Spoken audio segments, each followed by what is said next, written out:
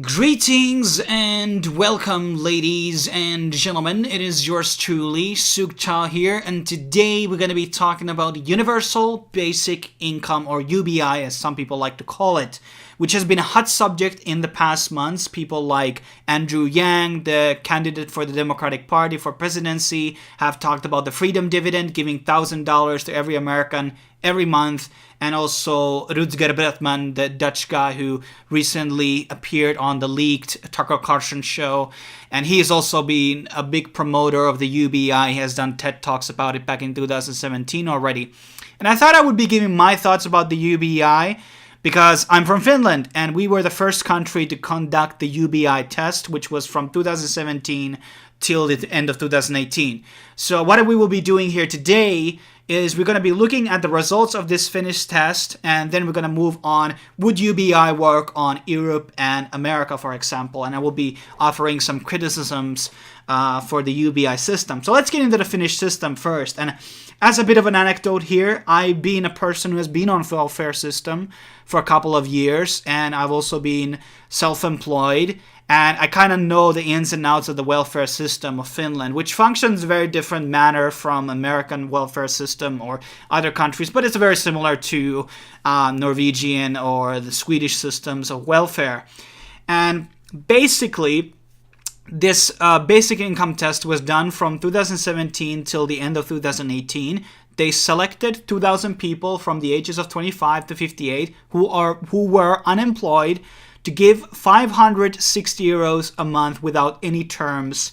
And basically now the current system is saying that, well, if you want to have any type of welfare, you have to be actively searching for jobs. So you have to enlist for the unemployment office here in Finland to get that money. And sometimes they will send you to a course or some type of a facility, or sometimes they even send you to work for free for a private company. And I've been doing that basic slave work, and they do give you some compensation, which is below the minimum wage, by the way. So basically they do those sort of a slave contract type of things, and I've been on those for all combined almost a year or something, and it's not fun because you get paid so low, but you might get some job experience. And only, by the way, only 5% of the people who go for this sort of a training period on these private companies actually get employed. So it's a very inefficient system, and it doesn't really work to get people employed. And the other way, obviously, the other welfare that we give here in Finland is when you own an apartment, and you can get up to 450 euros of a rent, support, basically. And there's no strings attached to that except your own income. If you're having a low income, the state will basically cover up to 400 euros, almost, of monthly of your rent's cost. And that is artificially, by the way, hijacking the rent prices here, especially in Helsinki, which is the capital, which, by the way, is the 10th most. I think at some point it was the second most expensive city to be in. It's very expensive here, like a London level stuff, and it's very, very expensive based on the quality of the actual apartments, which are very shit, by the way. But let's not derail it too much. So basically, these 2,000 people reported that they would have a less stress and less health problems, but their employment didn't change at all, okay? None of these people got employed because they were given more money. And this is a very important thing, which is cultural. So saying that universal basic income doesn't work in Finland doesn't mean it doesn't work on America. That's a very important key factor here. And it's also 560 euros doesn't even cover a rent in most of the cities, basically. One of the arguments for the UBI is to get rid of this sort of a paperwork, because you have to send your proof of your bank address and all the transactions done with the bank account to the welfare office to get the money, and obviously you have to be actively seeking jobs to get that money. So essentially the universal basic income would reduce all that paperwork and maybe get rid of some useless government jobs, which is probably not going to happen in Finland, but might happen in somewhere else.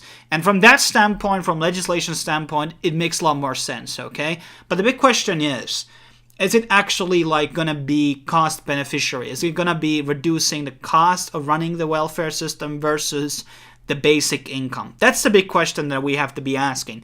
Andrew Yang has already explained that, and he has said, and I'm going to be trusting his sources, that it's going to be costing them less to do the UBI versus the welfare system in America.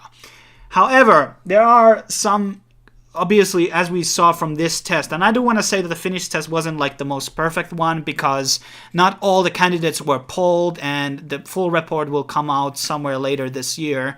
And also, like, it just culturally there are different things. People like to, leech on the welfare system. They're like grown 40-year-old man people who don't want to work, okay? They just don't want to work. And giving them money is not going to solve anything. And this is my main argument against the UBI, which is the fact that just because you give money to the person A is not going to give them a meaning, okay?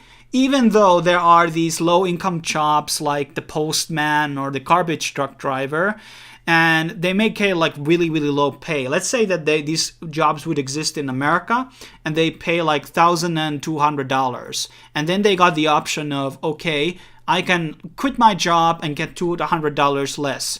And maybe they think that that's a good idea. But then again, like, there are people who are garbage drivers who think that, that my job matters. And it does. Garbage drivers are actually very, very important jobs compared to somebody who might get paid a lot more, some useless office job, or, some customer service person in India or whatever. These jobs are not that important for the system to actually function. And postmen also are very, very important jobs. So they can get, I'm not saying everybody will get, but there's a argument to be made that people can get a meaning from their jobs. Not every job is going to provide that. If you flip burgers on McDonald's, you may not like that. That's just something that you do to pay off the rent or something, or get a degree while you're studying or something. But basically, just giving out money for people, and it's at least on this test, they didn't like experiment to be like, writers or something like that. And basically, there is a fundamental problem here that universal basic income is not going to fix the real problem, which is, what is your purpose on this planet? Mark Twain said the two most important days in your life will be the day you're born and the day you find out why. And most people who are millennials or on their 20s, they don't know what they want to do in their life. Giving them money is not going to solve it, okay? The job has a higher chance of, teaching you something. You're going to meet people. You're going to be in some social circles. There's a possibility that these people who are given basic income, they will just sit on their house, be on computer whole day, playing games or smoking weed. I'm not saying that those are bad things, but I'm saying that they will be probably, getting this hermit state where they don't interact with the world.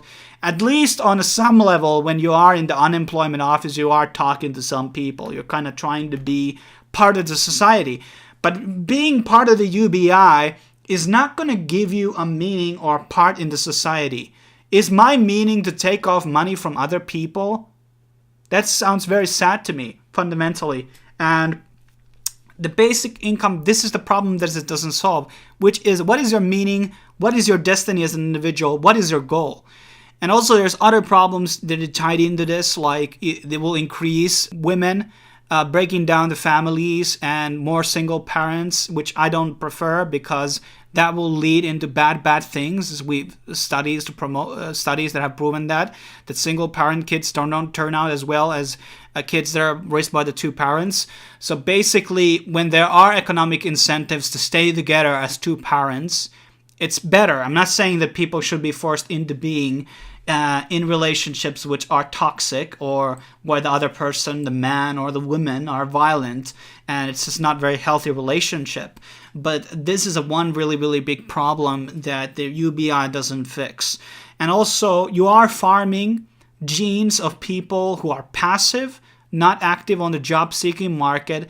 And basically, these people just will be procreating pretty much. The poor people procreate a lot more than rich people, basically. And that's a fundamental problem. So basically, will the system collapse? Will the country collapse if 20% of the people will move into being only on basic income? That's the big question. And also, even in our country, there are different parties who are advocating that, oh, the basic income should be 600 euros or 900 euros. They have different definitions what that money would be. But basically, there will be a part of people who will be paying for it. I would be fine with the UBI in the sense that I don't have to pay more taxes. So if it's going to be the same cost as our current useless welfare system, then it's fine. But as I said, UBI or the welfare system ain't going to give a meaning to the people. They ain't going to give them families. They're not going to build up, an incentive to create a family. They're not going to build an incentive to have a part to play in this world, whatever. Like, when we look at, like, these ISIS fighters and people like this, these were unemployed people who didn't have meaning, and then they just got into, okay, this ISIS thing, we're going to be radical and stuff like that, and they joined that. The long-term ramifications of UBI can be very, very, very bad.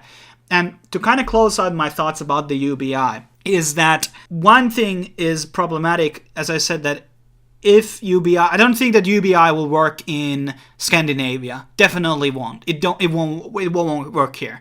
But in America, it could, because people are a lot more leaning to work, and people like working. There's a better work ethic in America altogether, and it's the capitalistic culture that we lack here, mostly in Europe, which will not create the same type of drive to people. The Scandinavia have very Marxist type of view, point of people, and it's not really promoted in the Scandinavian culture to say, well, I'm better than you because I earn more and I work harder. That's not something that is polite to say in our culture. So there are cultures which are not totally incompatible with the UBI, which will have very, very bad ramifications for it for the long term. Short term might be good, but in the end of the day, also, as Andrew Yang talks about the AI, for AI, it's a problematic, but nothing stops from people, investing and giving money to companies which are hiring people versus robots. There will be that type of movement coming out at some point. So, but basically, what I'm trying to say here is that UBI may work in certain countries under certain conditions, but I think that from fundamentalist perspective, people are not seeking money. People are seeking purpose. I think that's what people truly need. They need a purpose. They need to know what their place is in their society and how they can contribute to that. And I don't think that through UBI is that best type of thing. You're basically saying to people, well, you can release your shit book now that you're on UBI, which nobody would normally buy. And that's giving them kind of like a green light. Okay, you're contributing to the society when you're really not. Nobody's interested in your bullshit book. So it's something that it's a very loaded question of UBI, and we need more data about it, obviously. But I just, seeing all of these trends in certain countries already, like people how people like exploit the welfare system, and we have already like 8% unemployment to 10% unemployment here in Finland. So it's just going to be much, much worse. Like, this is the big question you have to answer. What will happen when like 10% of the people who are making the lowest pay right now in the country are going to UBI? They don't work at all. They will just stay on UBI. That's the big question you have to answer. Can a country function without cleaners, garbage drivers, the postmen, nurses, these like low-paid jobs that are kind of like foundational blocks of the society? Obviously, they have to offer higher pay. And ultimately, unless there's some stupid legislation things, which are a real thing in a lot of European countries, like minimum wage and stuff like that, which will eventually lead into the system that they're not allowed to pay a certain type of wages to be profitable or not going to bankrupt, basically. So UBI is a very loaded question. And if somebody wants to debate me on the subject, I would rather like to talk about with them whole idea, because there's a lot more to talk about the UBI that I can cover inside of one video, But it's from the basic lookout. Yeah, UBI sounds good, but that people don't look long term. They never do. That's what majority of the people are. That it's the frog on the boiling kettle type of narrative that humans have. Only the rich people, the very successful, think very long term, and those people usually have the answers, and most of those people are against the UBI. Well, because obviously they would get to pay more taxes, obviously, but also from the standpoint that I don't think that it's going to be promoting competition, and from evolutionary standpoint, it just doesn't make a lot of sense. But thanks for watching. I will see you guys next time on the next video.